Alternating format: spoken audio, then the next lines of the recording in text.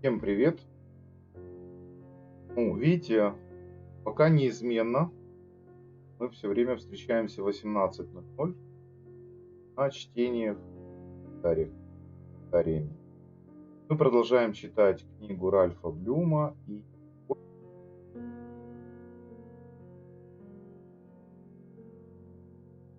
нас опять интернет шалит. В Украине погода хмурится, гуляют циклоны. Вот они приехали на экскурсию в Украину. Разные циклоны ходят туда-сюда. Туристы, циклоны туристы. Мы сегодня изучаем руну, читаем Ральфа Блюма руну Ус по выстроенному его порядку, то есть тому порядку, который он предложил. Естественно, напоминаю, особенно традиционным рунологам, как я их еще называю, канонических рунологов. Футарк, Ральф Блюм выстроил руны не по футарку. Не было такого богатого доступа к материалам по старшему футарку, который есть сейчас у нас. А у него было это Тани точек с камнями, которые ему подарили. Лиса, добрый вечер. Естественно, что он трактовал как умел, более христианским мировоззрением, то мировоззрение такое нью-эйджевское, где Господь Христос остался, а видение такое вот, знаете, направленное немножко на New Age, новую философию, где примешиваются новые эзотерические знания. Вот это мое видение, я так понимаю. Так. Я думаю, что Ральф Блюм бы сказал бы что-то другое, но мы читаем и знакомимся с его трудом, благодаря которому я впервые познакомился с рунами. Ну и естественно, что много чего взял вот с этой книги. Надеюсь, что и вы возьмете с этой книги из более этих чтений комментариями. Вот где-то так. Скажу так вот маленькую ремарку, что можно было ее озвучить. Я уже говорил, что я не артист. Опять убег интернет, опять пришлось чуть перезагрузить. Может быть, не нужно об этом говорить, не знаю. Я уже как бы ход мысли потерял. Давайте начнем читать.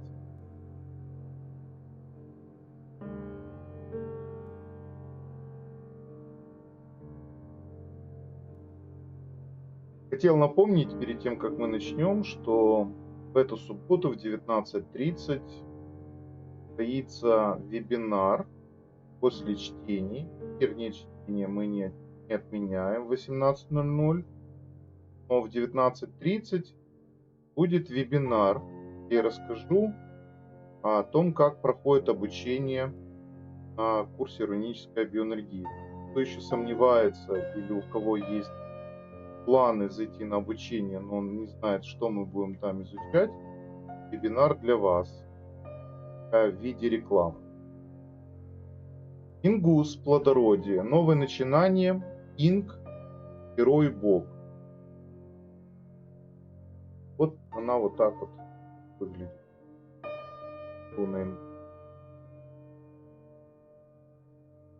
В первую очередь, наверное, стоит сказать, что мой подход к каждой руне как к некому руническому ставу, он имеет силу. Потому что есть подсказки в рунах этих. Кроме этого, сама руна относится к необратимой.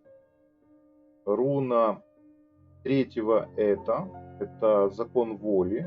То есть руна, которая задействует закон воли. И называю ее результат или плоды. Ну, вот Ральф Блюм тоже называет плодородие, новое начинание, инк, герой бог. Ну, новое начинание у него, в общем-то, многие руны открывают начинание. Плюс одна из них. Ну, такое дело. Опять же, обращаемся к древу Игдрасиль и посмотрим, где она у нас находится, эта руна Ингус. А руна Ингус, если вы замечаете, то она соединяет два мира. Хель и Ванхейм. И руна, которая можно, в общем-то, говорить, что Хель как мир материальный или в космическом понимании мир материи, мир жизни и смерти. Поэтому все то, что прежде чем должно материализоваться, оно должно иметь определенный результат. И этот результат приводит к определенному плоду.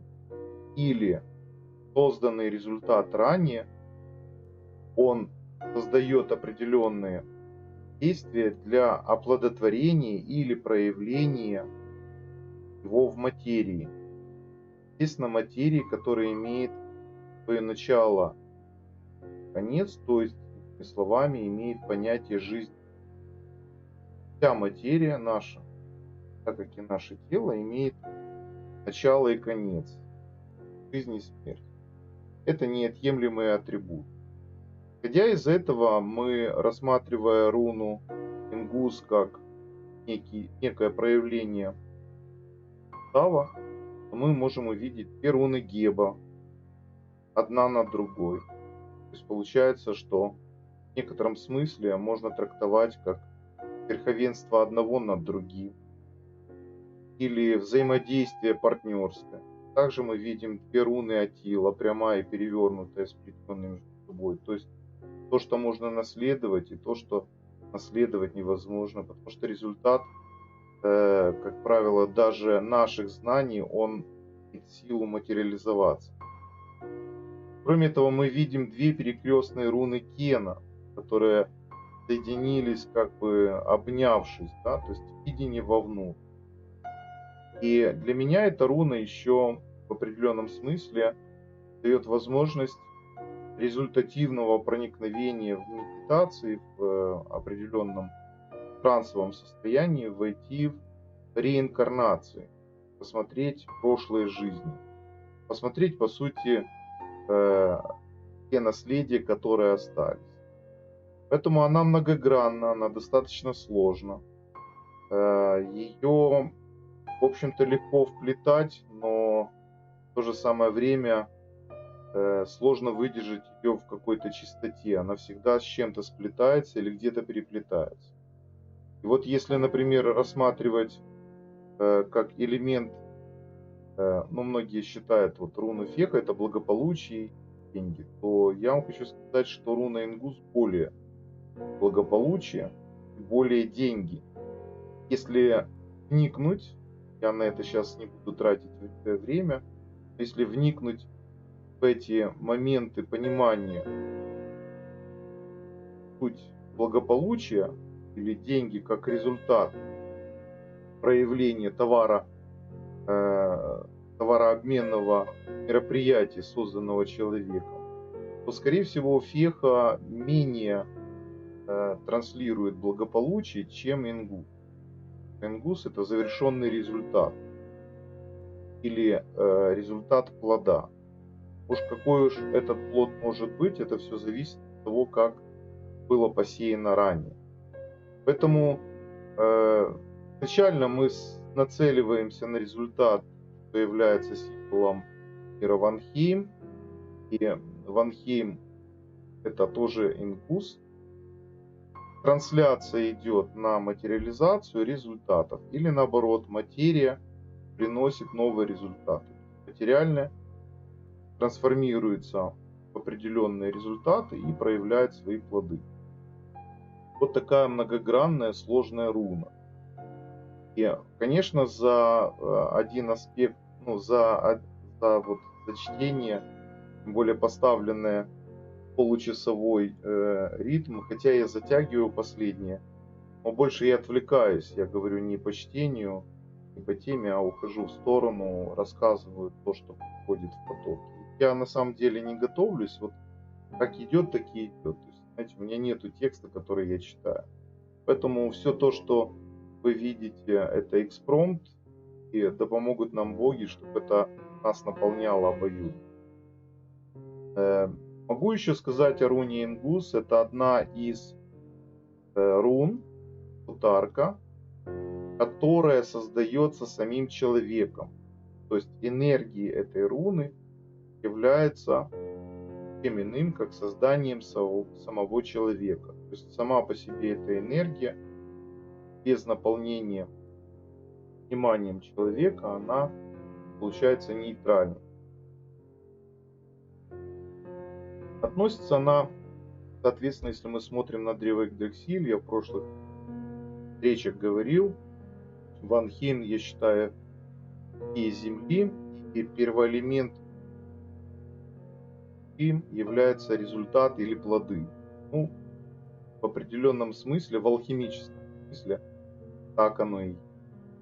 Вот это вся эта гамма понимания руны Ингус, она дает или открывает в рунической магии потрясающие возможности. Как правило, руна Ингус редко когда в формулах делается в середине или в начале. Как правило, это формула результатирующая и закрепляющая. Поэтому в формулах она обычно где-то в конце, чтобы закрепить результат, тот, который был прописан формулой, рунической формулой. Где-то так. Хотя есть некоторые формулы, где она может начинаться с результата. Но я бы, скорее всего, сказал, если нужно испортить результат, то да, можно поставить ее в начале. Но это отдельная тема. Опять же, если процесс результата, то есть она где-то в середине, то она все равно является в некотором смысле не столько действующей, сколько закрепляющей. То есть закрепление происходит через определенное действие. Вот где-то так. Ну, поехали читать. Это такое вот длинное предисловие. Эта руна родственна лунной. Звездочка. И редактор Антон Платов напоминает, что традиционно руна Ингус, я сейчас открыл древо, вы видели. Антон Платов делает примечание. Традиционно руна Ингус посвящена солнечному богу Ингви, Фрейру. Считается солнечной и мужской. Мужской в кавычках. Напомню, что руна Ингус, покровителем руны Ингус, также является не только Фрейр, но и Фрея. Если, например, брать классический Гальдер, то руна Ингус, да, будет мужской. Но если брать Сейд скандинавской традиции, то она может стать и женской. И при работе с этой руной призывать в женских мистериях имеет смысл не Фрейра, а Фрею. Поэтому господин и госпожа жители Ванхейма, которых взяли в заложники асгардцы после, перемирия, да, то есть заложники перемирия, они, соответственно, много чему научили асгардцев. И в частности, Фрея научила Одина ведьмовству и практикам Сейда. Так что наш отец, кто почитает бога Одина, является и ведьмаком. Чему у него можно научиться немало. Можно научиться ведьмовству. Ну, естественно, если у вас налажен контакт с Фрей, налажен канал взаимодействия, то вы также можете ведьмовству учиться у самой Фрей. Чему, собственно говоря, многие ведьмы, следующие северной традиции, и успешно учат. Поэтому, ему сказал Ральф Блюм, эта руна родственна лунной. Или он где-то услышал, или где-то прочитал, или, быть может, он изучал определенные практики Сейда. И если мы, например, рассматриваем, как Фрейя богом, солнечным богом, да, то Фрейю почему мы не можем считать лунной богиней? Ее ипостась или персонификация, проявляемая в определенных практиках. А так же, как они считали практики Гальдра, это солнечные светлые, а темные и то, что называют черная магия, это практиками Сейда. Вот. Так что тут очень большой спорный вопрос, который следует основываться не на археологических изысканиях или рукописях, которые в основном дошли до нас, переписанные теми же самыми христианами, да? Вот. А следует доверять своей интуиции, практике, опыту восстановления канала с богами, в общем-то, ориентироваться больше на это. Идем дальше. Родственно-лунной, интуитивной части нашей натуры с ее стремлением к гармонизации и урегулированию эре межличностных отношений. Вот момент, который дает подсказку. Интуитивная часть. Опять же, принято традиционно каноническими рунологами, что интуиция — это женская часть или мистерий Сейда, а мужская часть логическая, да? Потому что вы помните, что практики Гальдра, они основываются в основном на логическом построении вязей, а Сейд основан на определенных интуитивных шаманских практиках, больше шаманских. То в какой-то степени, да, можно понимать, что гармонизация, регулировка межличностных отношений — это двойная геба, помните? Стремление быть востребованным, поиск себе подобных. Очень даже может быть. Потому что, как правило, результаты, они, особенно материальные результаты, они основываются всегда на определенном взаимном партнерстве между людьми. Потому что у кого-то есть товар, например, у меня есть знания, у кого-то есть деньги, готов обменять мои знания на деньги. Я к тому, что курс у меня платный.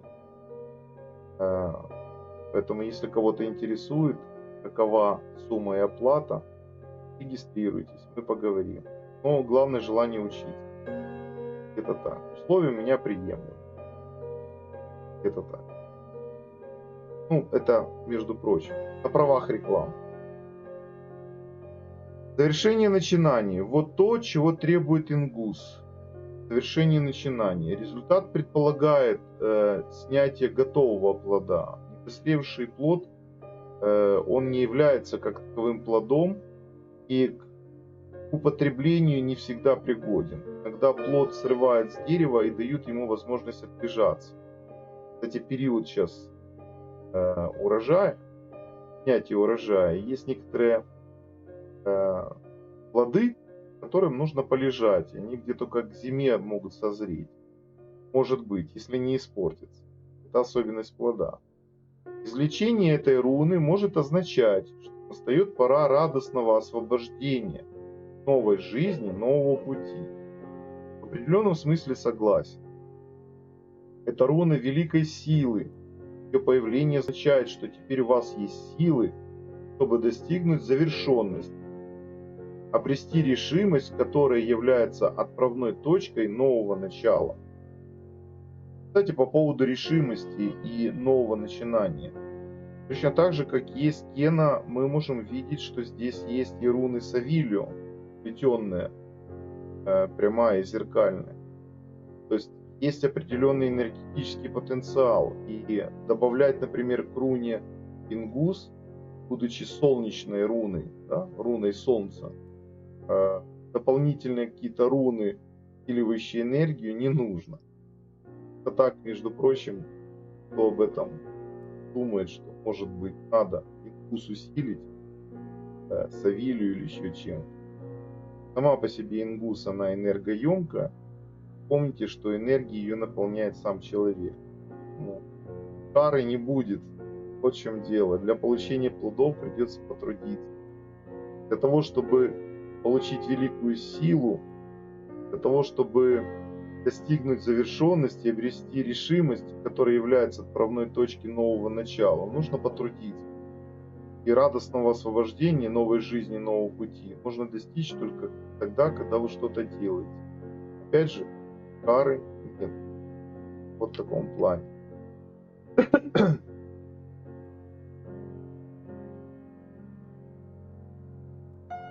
Сейчас завершенность имеет первостепенное решающее значение. Возможно, теперь для вас настал подходящий момент, чтобы осуществить какой-либо проект. Если это и в самом деле так, сделайте его осуществление своей первоочередной задачей. Возможно, прояснится или разрешится нечто, что камнем лежало у вас на душе. Включение этой руны указывает, что вам следует подготовить почву для своего собственного освобождения. Знаете, мы с женой, жена прослушивает мои, так сказать, чтения. Я их так легкой иронией называю проповедями. Так вот, то есть читаем вместо священного писания, читаем книгу Ральфа Блюма.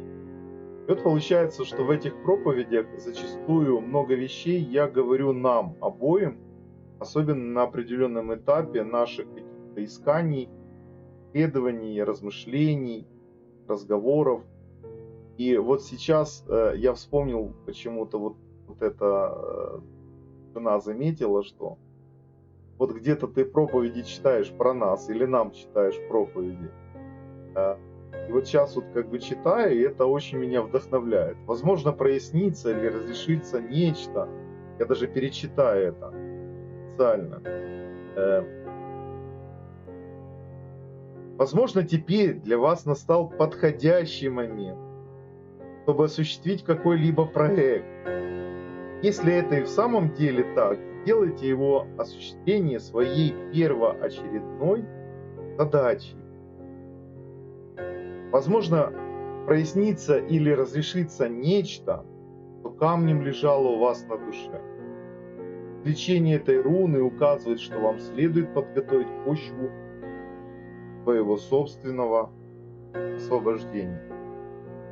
Быть может, эта цитата, которая попадется случайно, не случайно кому-то, она тоже вдохновит. Потому что, когда мы слышим, ведь ничего не бывает случайно. То есть кто-то случайно смотрит этот ролик, кто-то случайно его включил в запись. И он слышит такие фразы. Они могут поддержать. В моей жизни было очень много таких моментов, когда я был на распутье, и ко мне звонил человек, с которым мы давно не общались, мы никогда не дружили. Наши отношения были раз или два, мы встретились, и вдруг он решил позвонить. И я спрашиваю, а почему ты решил позвонить? Он говорит, я даже не решал позвонить. Я набрал номер, который рядом. Когда я увидел, что я звоню не тому, кому надо, а звоню тебе, я решил не сбрасывать, а решил просто с тобой поговорить. Мы очень давно не общались. А я потом перезвоню тому, кому я хотел. Случайно? Не случайно. И он спрашивает, как дела? Я так, вот там, сейчас на таком вот как бы распутье решаю, что делать. А он говорит, тебе лучше рассмотреть вот этот вариант оптимальный. Вот. Если можно, я тебе даже помогу. Если ты не против, я тебе помогу в этом направлении. Я говорю, ты ж, наверное, за услуги возьмешь деньги. Он говорит, нет. Говорит, просто помогу и все. По старой памяти и дружбе. Сказать, что он там сильно участвовал или нет, он просто мне как бы привел пару таких хороших клиентов, которые дали прорыв в моей деятельности и определение в моем пути. Я пошел тем путем, который был усилен, в общем-то, такой вот случайной помощью. Я к чему это говорю? Потому что я вот сейчас читаю, быть может, кто-то услышит мои комментарии и чтение самой книги, какой-то абзац, услышит, и это изменит его жизнь, поможет ему по-другому пойти другим путем или по-другому осмыслить свою жизнь. Быть может, он будет убережен от роковых каких-то ошибок или поступков, которые спасет ему жизнь. Вот где-то так. Все меняется, и мы не можем постоянно жить среди сплошных преград. И Ингус сигнализирует о вашем выходе из замкнутого состояния, состояния куколки. Когда вы разберетесь со старым и тряхнете прах его, вы познаете избавление от чувства напряженности и неопределенности. Вот опять же, прочитал этот абзац, и как будто этот абзац адресован мне. Знаете, я уже так подозреваю, что неспроста эту книгу я начал читать. То есть, опять же, случайности. То есть, вот меня вот просто сейчас вот я получил колоссальную поддержку. Я не знаю, кто как, а для меня это просто вот слова. Я, с вашего разрешения, еще раз прочитаю. Я, кстати, когда читаю книги, бывают вещи, которые меня задевают именно даже в данной ситуации. Я их перечитываю. Все меняется. И мы не можем постоянно жить среди сплошных преград. И мы не можем постоянно жить среди сплошных преград. Ингус сигнализирует о вашем выходе из замкнутого состояния, состояния куколки. Когда вы разберетесь со старым и отряхнете прах его, вы познаете избавление от чувства напряженности и неопределенности. Все меняется, и мы не можем постоянно жить среди сплошных преград. Я не знаю, что еще добавить к этому абзацу. Он великолепен. Я бы его выделил, знаете, вот я бы его каким-то вот там маркером выделил бы или ну как-то вот даже выписал бы, что ли, чтобы поддерживать себя. Вам может быть предъявлено требование отказаться от некой привычки, пристрастий или связи, неких глубинных культурных или поведенческих шаблонов, неких способов действия, которые были до определенной степени свойственны тому эго, которое вы превзошли. Время рождения – это всегда переломный критический период. Движение может таить в себе опасность, но именно своевременное движение уводит нас от опасности. Пройдите же в комнату ожидания. Потрясающе. Потрясающе. Я прочту еще раз. Вам может быть предъявлено требование отказаться от некой привычки, пристрастия или связи, неких глубинных культурных или поведенческих шаблонов, неких способов действия, которые были до определенной степени свойственны тому эго, которое вы превзошли. Время рождения – это всегда переломный, критический период. Движение может таить в себе опасность, но именно своевременное движение уводит нас от опасности. Пройдите же в комнату ожидания. Вы сейчас будете приглашены в комнату получения. Это я уже от себя.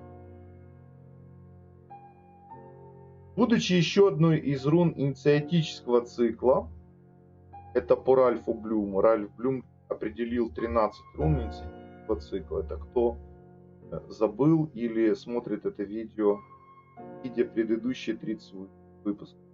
Ингус дает совет. Готовьтесь. Если вы собраны, твердо стоите на ногах, освободились от всевозможных нежелательных влияний и пребываете в должном настроении, вы и в самом деле готовы открыться воле небес и ожидаете своего освобождения со спокойной уверенностью. Вот такая вот замечательная руна. Вот такая вот прекрасная руна. Она меня даже немножко сегодня прибодрила. Вот такие вот дела. Практика, позволяющая через ингус заглянуть в прошлое, воплощение очень интересно. Но почему именно через ингус? Хоть 4 кена должны давать эффект. Ингус целостна, Алиса. Это руна целостности. Это руна, которая создает аспект намерения. Или аспект, будем так говорить, проявления воли. 4 кена это руны равновесия. Хотя здесь есть 2 кена, здесь можно и увидеть 4 кена. Если рассматривать, можно 6 кена увидеть. Но в том-то и дело, что вся ее прелесть заключается в том, что в ней достаточно понимания и видения энергии. Понятно, что при делать ритуал и поставить вокруг себя руны кена, то можно тоже проникнуть. Но это особый ритуал, который нужно понимать, как он делается. Проще ли медитативно войти в состояние ингус и увидеть? Ингус может открыть очень много чего замечательного. Поэтому вы можете практиковать через 4 кена, хоть через 4 кена.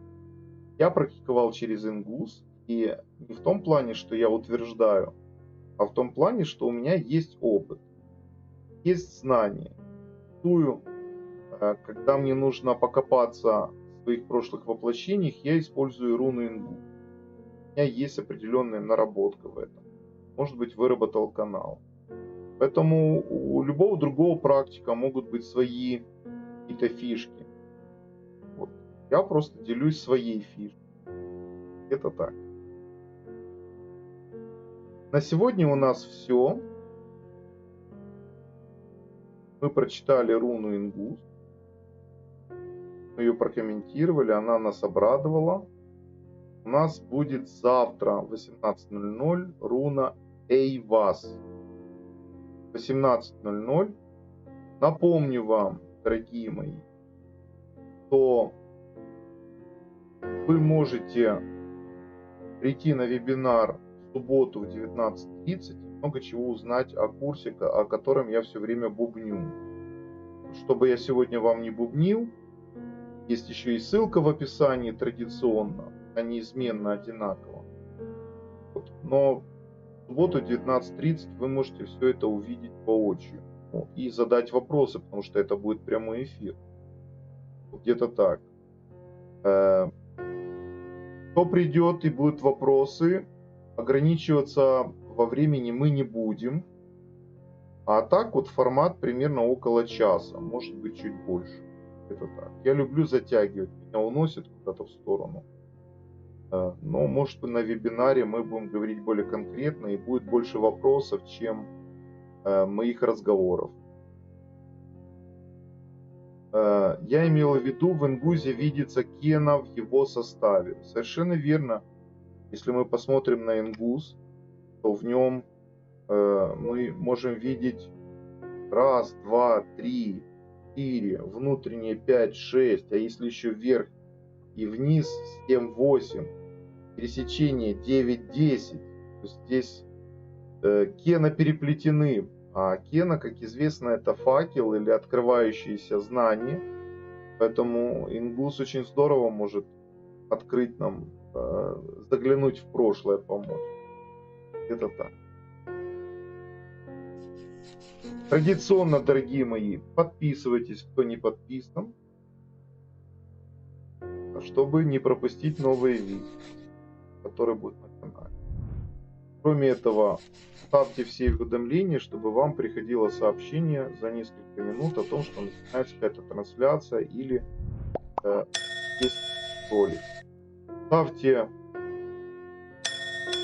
позитивные моменты. Если есть вопросы или просто вы хотите высказать свое мнение или поделиться своим видением, пишите в комментарии.